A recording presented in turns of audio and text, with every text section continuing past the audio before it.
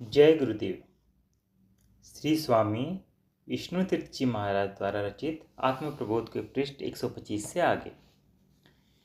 जो बाह्य विषयों की कामनाओं के पीछे जाते हैं वे अनजान बेसमझ बालकों के सदृश हैं, क्योंकि वे सब ओर से मृत्यु के बिछाए जाल में फंसते हैं। और जो बुद्धिमान हैं वे अमर पद को जानकर इन अनित्य भोगों और नित्यानंद रूप अमृतत्व को इस मृत्युलोक में पाने की इच्छा नहीं करते। प्राय यह प्रश्न किया जाता है कि उदासीनता के कारण साधकों के आंतरिक साधन का लोक व्यवहार पर प्रतिकूल प्रभाव होता है।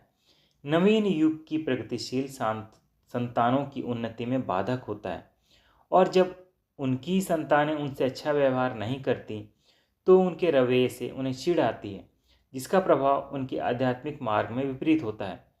उनके संस्कार क्षीण होने के स्थान पर दृढ़ ही होते हैं। इसलिए ऐसे साधकों के कर्म कैसे होने चाहिए और उन कर्मों का उनके प्रारब्ध भोग से क्या संबंध है।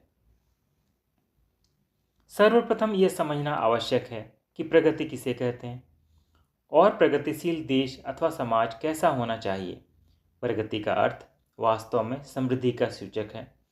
समृद्धि के लिए भौतिक साधनों की उन्नति अर्थात देश में उत्पादन की साधन सामग्री का विकास, व्यापार इत्यादि की उन्नति, साथ ही धन के उचित वितरण इत्यादि द्वारा दरिद्र या भाव की पूर्ति, धन के अनुचित संग्रह पर प्रतिबंध, निर्माण कार्यों का बढ़ावा दिया जाना आदि प्रगति कहलाता है।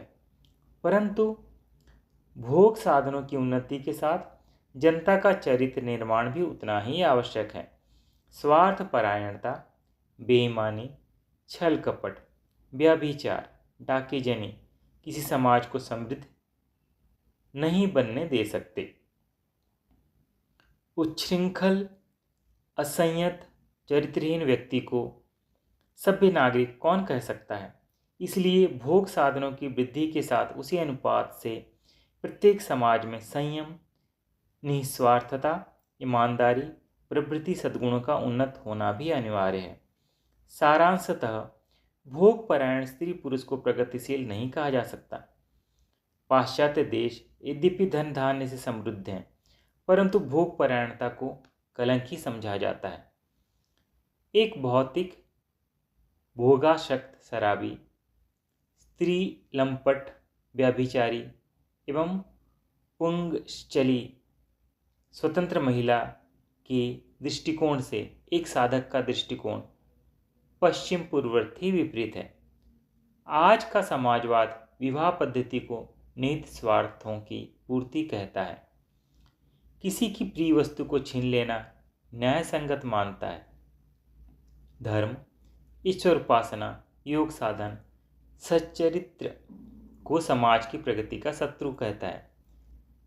साधकों का उपहास करता है और उन पर अत्याचार करता है। मंदिर आदि उपासना के स्थानों को नष्ट करना अपना कर्तव्य समझता है। उदाहरण के लिए वामपंथी कम्युनिस्टों, माओवादियों के दुष्कृत किस्से छिपे हैं। अब हम अपने विषय पर आते हैं। उक्त विषयांतर के लिए पाठक क्षमा करें। इस बुराई की ओर इंगित करना पाठकों के लाभार्थ आवश्यक समझा गया है, अतः विषयांतर हुआ। जैसे शिक्षित और अशिक्षित मनुष्य की सोचने समझने, देखने सुनने और बाह्य लौकिक व्यवहार, वार्तालाप इत्यादि में अंतर होता है।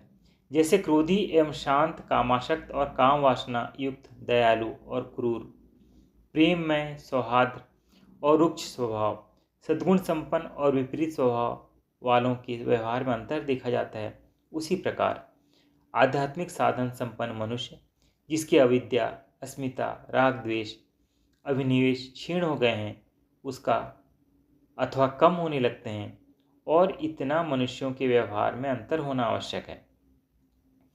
योग दर्शन चित्तवृत्तियों को क्लिष्टा और अक्लिष्टा दोनों प्रकार की कहता है।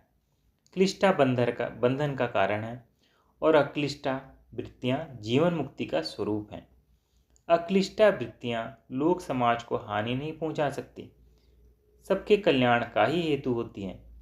ऐसे व्यक्ति संसार के हितार्थ ही सेवापरायण कर्म करता है। उसको अपनी किसी स्वार्थ सिद्धि की कामना नहीं होती। उसकी विकसित अध्यात्म शक्ति की सूक्ष्म रश्मियाँ एक अपूर्व शांतिमय वातावरण फैलाती हैं, जिनके मंडल से आने वाला जन समुदाय प्रभावित हुए बिना नहीं रहता।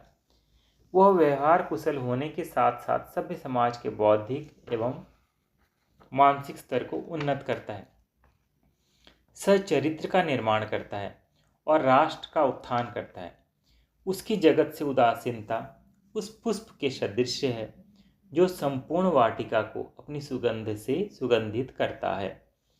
परंतु ऐसा व्यक्ति सामान्य स्तर से इतना ऊंचा होता है कि जब जनसंपर्क में रहता हुआ भी स्वतः विकार रहित अचल अछूता रहता है।